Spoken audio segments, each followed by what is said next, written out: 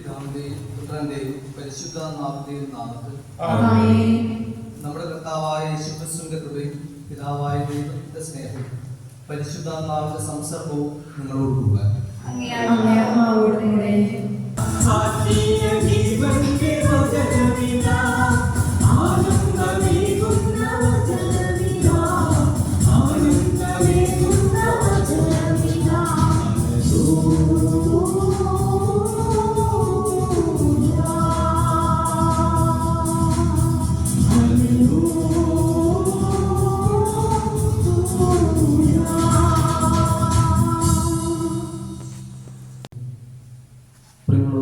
എൻ്റെ ക്രൈസ്തവ വിശ്വാസം മറ്റൊരാൾക്ക് കമ്മ്യൂണിക്കേറ്റ് ചെയ്യാൻ ഞാൻ പരാജയപ്പെട്ടാൽ എൻ്റെ ക്രൈസ്തവ ജീവിതം അവിടെയില്ല, അതിനർത്ഥമില്ല.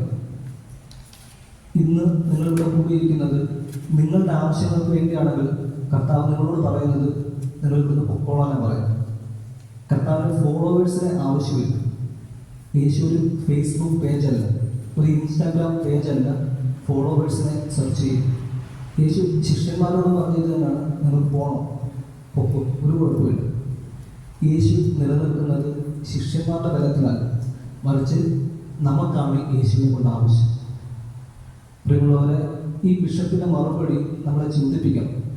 എൻ്റെ ക്രൈസ്തവ ജീവിത സാക്ഷ്യം വഴി നിങ്ങളൊക്കെ നിങ്ങളുടെ ജീവിതത്തിൽ ആരുടെയെങ്കിലുമൊക്കെ തലതൊട്ടപ്പനും തലതൊട്ടമ്മയൊക്കെ ആയിട്ടുള്ളതാണ്. ഈ തലതൊട്ടപ്പൻ അല്ലെങ്കിൽ തലതൊട്ടമ്മ എന്ന് പറഞ്ഞ ആ റോള് സഭയിലുള്ളത് വളരെ പ്രാധാന്യം അർഹിക്കുന്ന ഒരു റോളാണ്. കാരണം ഞാൻ ആർക്കാണോ ക്രിസ്തീയ വിശ്വാസം കൊടുക്കാൻ വേണ്ടി സാക്ഷിയായി നിൽക്കുന്നത്, അങ്ങനെ ക്രിസ്തീയ ജീവിതത്തിന് എന്തെങ്കിലും തടസ്സം നേരിട്ടാൽ അതിന് ഉത്തരവാദിത്വം ഞാനാണ്. ദൈവം എന്നോട് കണക്ക് ചോദിക്കും. പ്രിയമുള്ളവരെ, നമ്മുടെയൊക്കെ ക്രൈസ്തവ ജീവിതം ഒരുപക്ഷെ ഇതുപോലാണ്.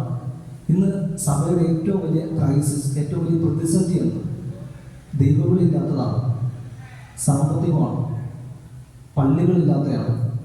ഇതൊന്നുമല്ല. ക്രൈസ്തവ സഭയുടെ ഏറ്റവും വലിയ പ്രതിസന്ധി യേശുവിൽ വിശ്വസിക്കുന്ന അല്ലെങ്കിൽ യേശുവിൻ്റെ പുനരുദ്ധാനത്തെ വിശ്വസിക്കുന്ന സാക്ഷികളില്ല. കാരണം എനിക്ക് വലുത് യേശുവിനുള്ള വിശ്വാസമല്ല, അതിലുപരി ഞാൻ എൻ്റെ അഹങ്കാരം കൊണ്ട് കെട്ടിപ്പൊക്കിയ പള്ളികളാണ്. ബെനഡിക്ട് 16 മാർപ്പാപ്പ മരിക്കുന്നതിന് മുമ്പ് പറഞ്ഞ വളരെ ശക്തമായൊരു പ്രവചനമുണ്ട്. അദ്ദേഹം പറഞ്ഞു, ഇനി ഒരിക്കൽ സഭ ഒരു കാലത്ത്, ഒരു മധ്യകാലഘട്ടത്തിൽ ഉണ്ടായിരുന്നതുപോലെ വലിയ ആകാശം മുട്ടുന്ന മണിമാളികളിൽ ഇനി ഉണ്ടാവില്ല, വലിയ ജനക്കൂട്ടങ്ങളും ഉണ്ടാവില്ല, മറിച്ച് ചെറിയ ചെറിയ ഗ്രൂപ്പുകളായിരിക്കും. പക്ഷേ ആ ഗ്രൂപ്പ് യേശുവിൻ്റെ പുനരുദ്ധാനത്തിൽ അടിയുറച്ച് വിശ്വസിക്കുന്ന ഒരു സമൂഹമായിരിക്കും. അവരുടെ ഏക ലക്ഷ്യം യേശുവിനെ സ്നേഹിക്കലായിരിക്കും. അവർക്ക് ആവശ്യങ്ങളില്ല, അവർക്ക് രോഗം മാറേണ്ട, അവർക്ക് ജോലി വേണ്ട, അവർക്ക് മറ്റൊന്നും വേണ്ട, യേശുവിനെ ഹൃദയം കൊണ്ട് സ്നേഹിക്കുന്ന ഒരു സമൂഹമായി തീരണം. ഇത് മാത്രമേ ഉള്ള അവരുടെ ആഗ്രഹം.